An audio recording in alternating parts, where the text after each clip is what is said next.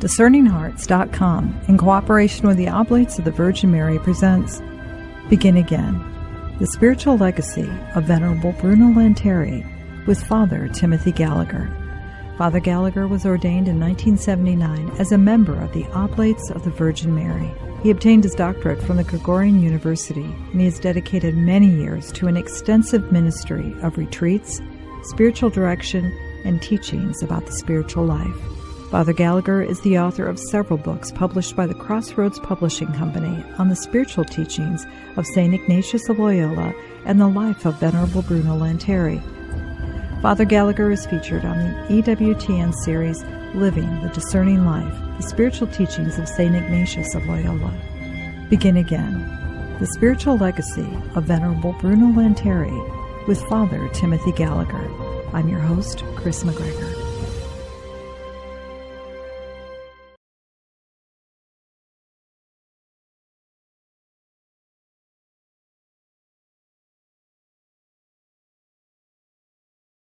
When we last left Venerable Bruno Lanteri, he had been exiled, and it had looked as though those hopes and dreams that he had come crashing down all around him. Everything had ended. All of his priestly ministry and all of his relationships and connections with people, all of that had ended with his forced exile by order of the French under Napoleon. Now, when he was exiled to his country home in the hills outside of Turin, which in those days was far removed, travel was a lot harder, it was a real exile. He had no idea of how long this was going to last. In the third year of that exile, the unexpected happened. Napoleon prepared an army of over 600,000 men and invaded Russia and was defeated by the enormous size of Russia, by the tactic of the Russian armies that instead of offering battle simply retreated in front of him, burning the ground as they went, and then a long and ruinous retreat after the onset of the Russian winter. Of the over 600,000 men who entered Russia as part of his army, less than 35,000 survived, so that Napoleon returned with his military might for the first time now in many years, ever really since his ascent to power, completely destroyed. And suddenly Europe awoke to the possibility that the now almost 20-year yoke of the French and then under Napoleon's empire, his armies might suddenly be weakening. And in point of fact, Napoleon, with astonishing energy, really strove to raise new armies and wage battles in the following year, 1813, but finally, in the first months of 1814, was completely defeated, forced to abdicate, and was sent in exile to the island of Elba off the coast of Italy. With that, the entire situation for the nations of Europe and the church in Europe changed. The long yoke of Napoleon was broken, and Europe entered into what is called historically the Restoration, the attempt to put things back to what they had been, national borders and the various kingdoms, and the church's life, to restore things to the way they had been before Napoleon had upset things for so many years. Now, with that, and coincidentally, the very day in which Napoleon left was the very day in which the Venerable Lanteri, accompanied by Father Logero, left the Grangia and returned to Turin, and there found that everything needed to be done. The word restoration really fit the historical period. Not only the city and nation was in ruins, but the church, too, in a very real way, because the seminaries, the different monasteries, religious communities, they were assaulted in such a way that they were often left in ruin. Sure. Religious communities had been closed. Life of the parishes had been crippled. And for almost 20 years, there'd been, at best, a very haphazard life of faith for the people in their parishes and the institutions in which the church ordinarily runs its life, so that you had a generation that had not been catechized, marriages that needed to be put into order, first sacraments that still needed to be received. Seminaries had been closed. So this was a time in which great energy was necessary. And one of the works of grace that we witness in these early years of the 19th century is that the energy was there in the church. The Venerable Lanteri is one of many who stepped up to the need, strove to renew and restore and deepen the life of the church. So yes, this was a time in which everything needed to be done, and in which for the first time in 20 years, it was possible now to begin to act. Now, we don't want to exaggerate the restoration either, because the seeds of the Enlightenment and a secular form of government that was hostile to the church, and an atmosphere in the academic world and the literary world that was hostile to the church, increasingly secular, those seeds were deeply sown. And although the kings could return to their thrones now, those seeds remained. And so what we witness at this point is not an overt persecution of the church, but an increasing hostility to it, and an increasing endeavor to diminish the role of the Catholic Church within what until then had been Catholic cultures. So this is an uneasy time in a different way now for the church. There is freedom, but there will be hostility on the part of the government and the establishment, and politically and academically and the rest, in many ways. And it's in that environment, which is really in many ways the beginning of the modern world.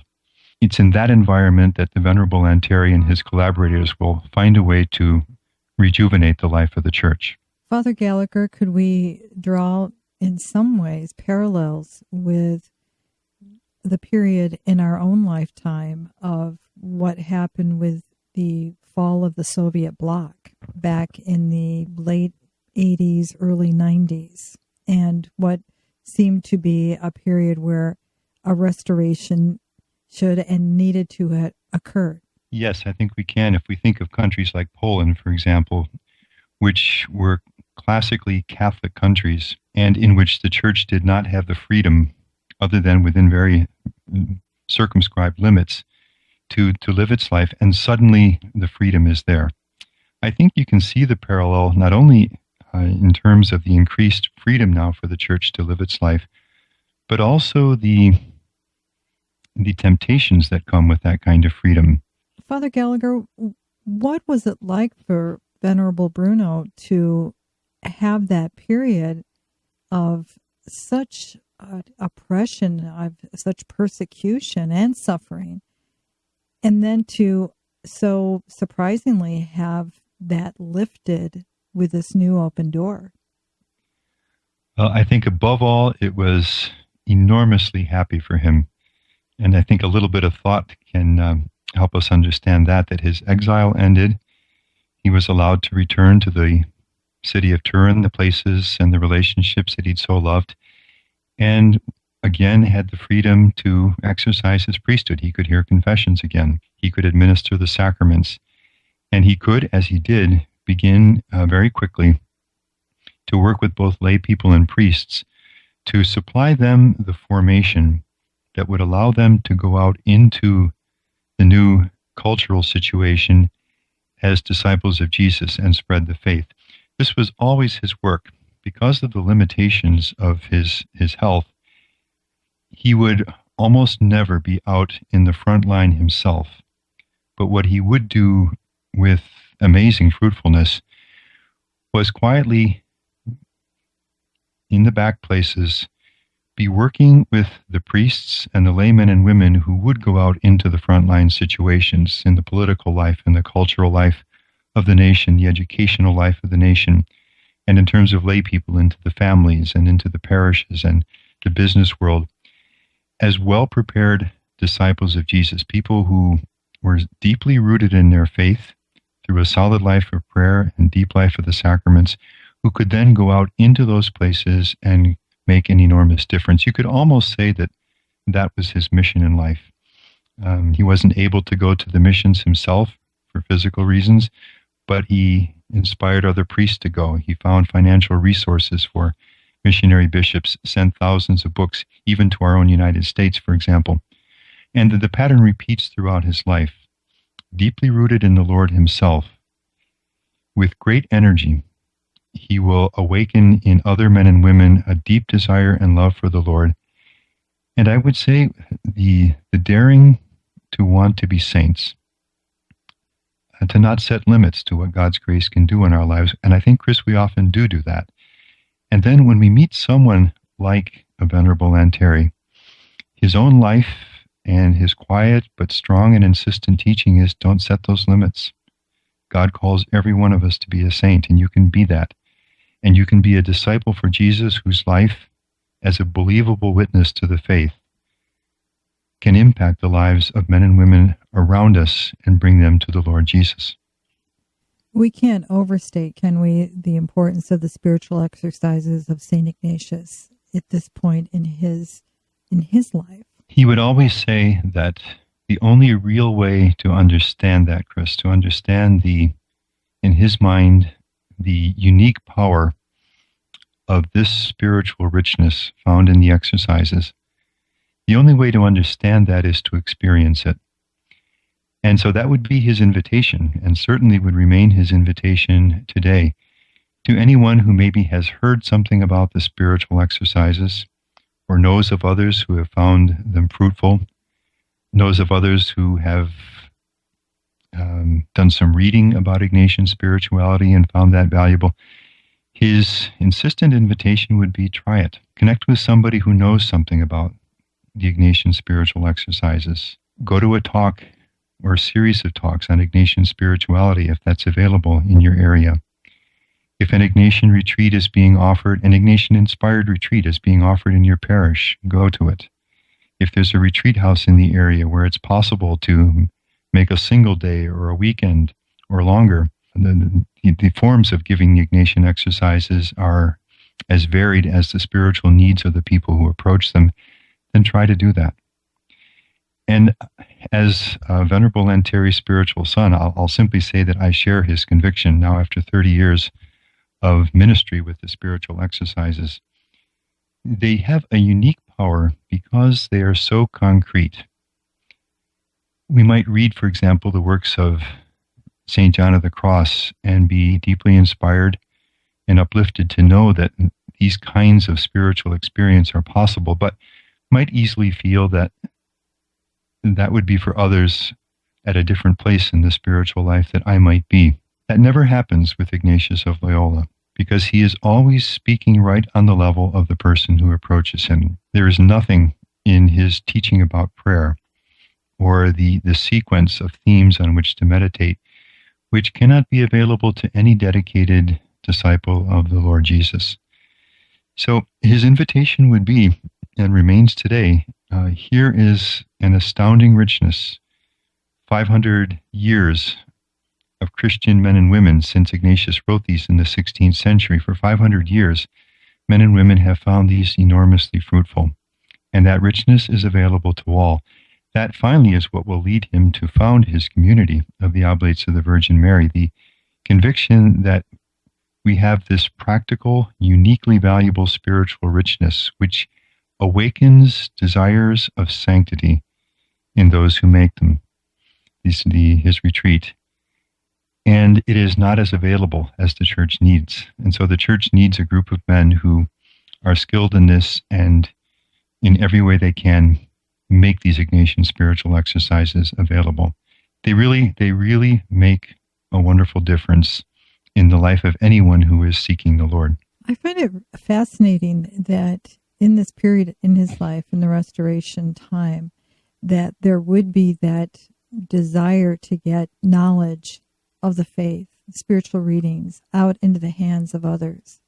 But then also to never disconnect it from that importance of prayer and the type of prayer that allows the person in union with Christ, essentially in the heart of that prayer, to discern what it is in that spiritual reading they're being called to do in the culture. Yes, for the Venerable Lanteri, these two practices will always go together, spiritual reading and then daily prayer, which for him easily is inspired by the richness of the Ignatian exercises, which are, as I've said, very adaptable in many different ways.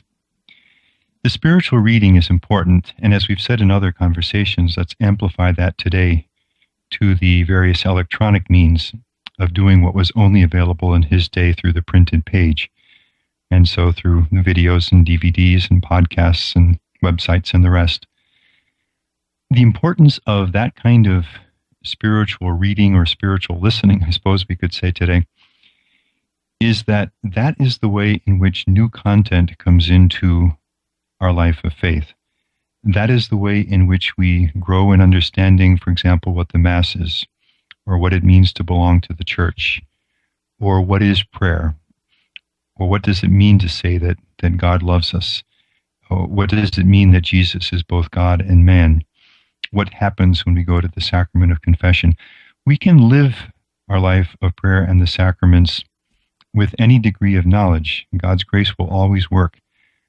But much changes. For example, if I have just read a book about what the Mass is, or listened to a series of conferences off a website about what the Mass is, I will find that when I now go to Mass on Sunday or during the week, the experience has become richer because I understand more deeply what's going on. And as knowledge grows, love grows. The more we know a person, for example, the deeper the love for the person can be.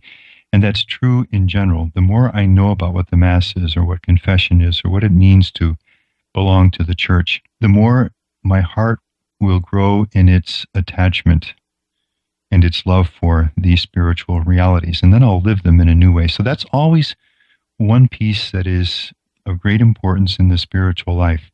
Is there some space in my spiritual day and week in which I am taking in new content about my faith?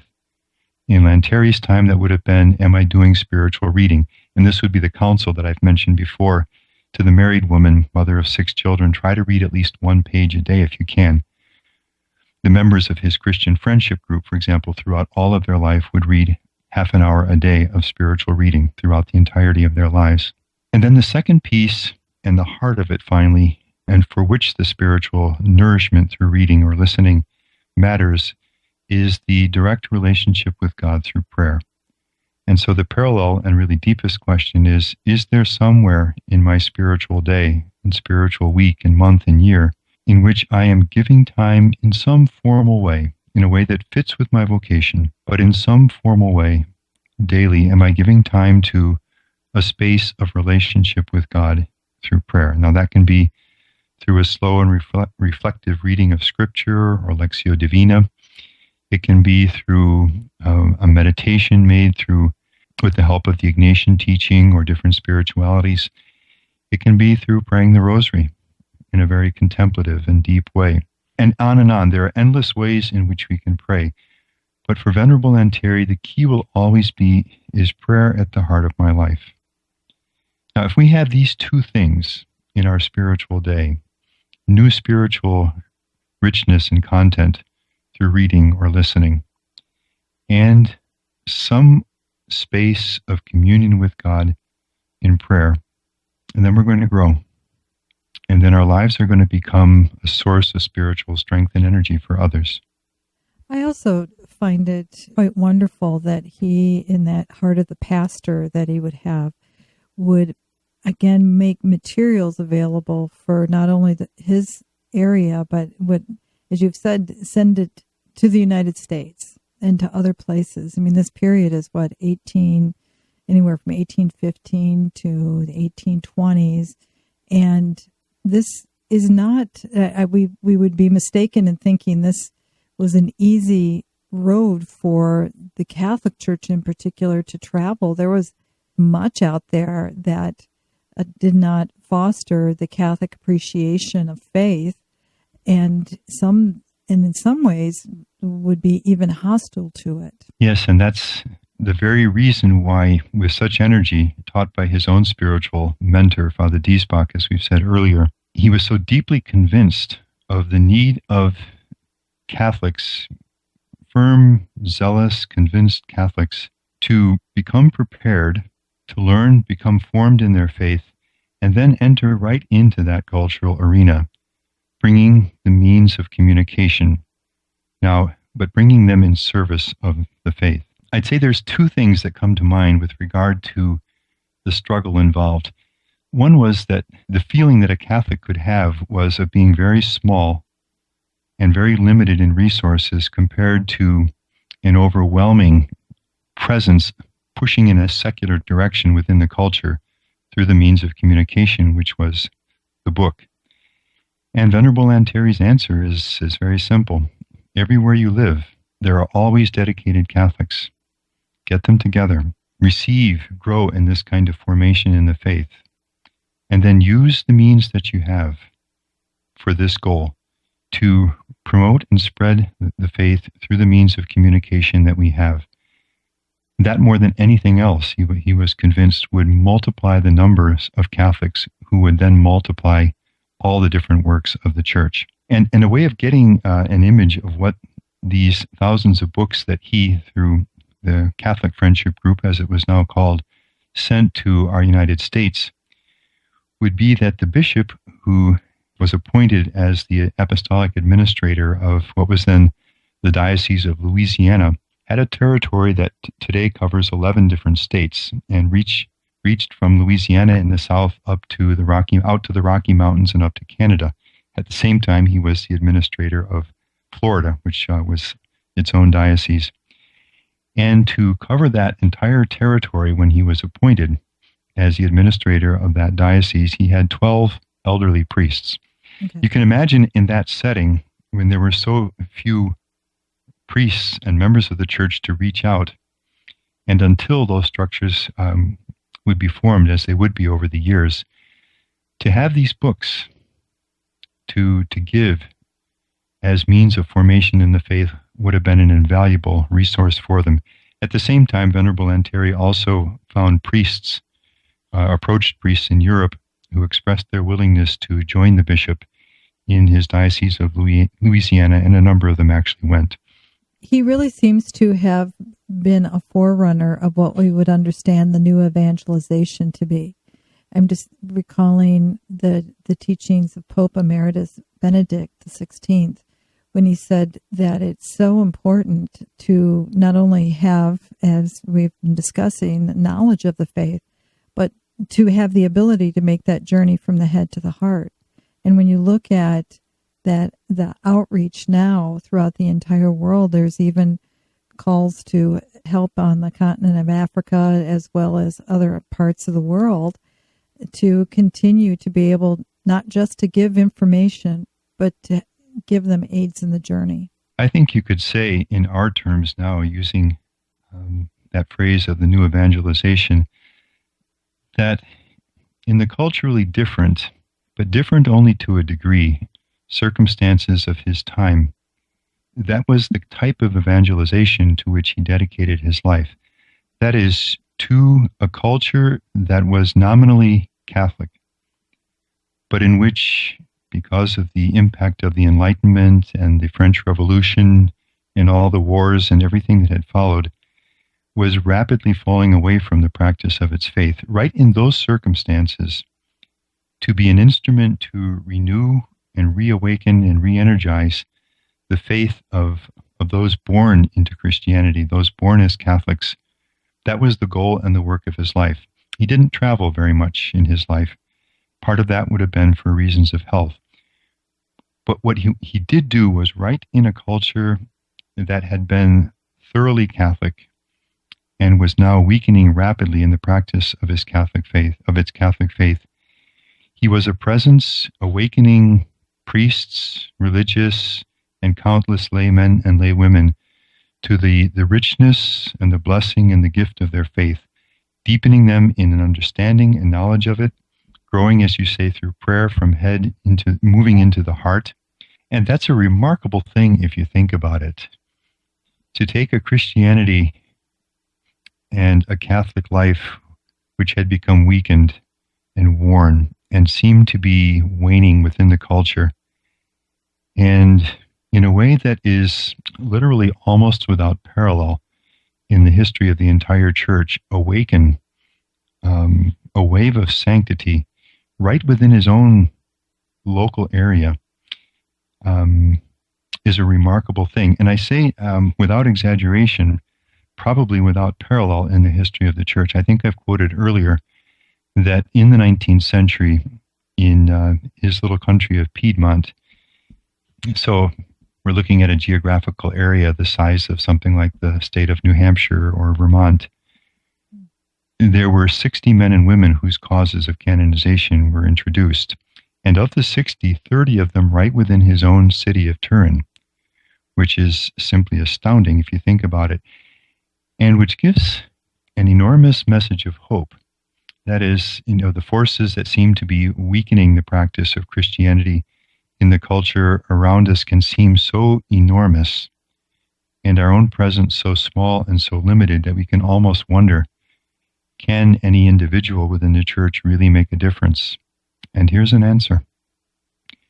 Quiet, faithful, on fire, dedicated life of one who deeply loves the Lord, who lives a life of prayer, is seeking to grow in that faith, is capable of, well, it's the gospel rule of the 100 for 1. The seed planted in good ground that gives 30, 60, and 100-fold, or the mustard seed that grows into a tree beyond imagining.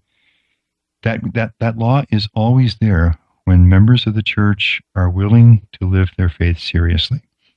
And I would say among the many gifts that the life of Venerable Lanteri is to the church today is this witness that one man or one woman who seriously resolves to practice, to live, and to give witness to the faith can become that kind of mustard seed.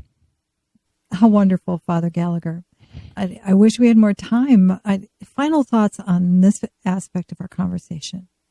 That there is always hope, and always more hope than we can imagine, because all God needs is just a little space in our hearts and our lives, and He can do great things. Thank you so much, Father Gallagher. Thank you, Chris. You've been listening to Begin Again, the spiritual legacy of Venerable Bruno Lanteri with Father Timothy Gallagher. To hear and or to download this episode along with many others, go to discerninghearts.com. This has been a production of discerninghearts.com in cooperation with the Oblates of the Virgin Mary. I'm your host, Chris McGregor. Join us next time for Begin Again, the spiritual legacy of Venerable Bruno Lanteri with Father Timothy Gallagher.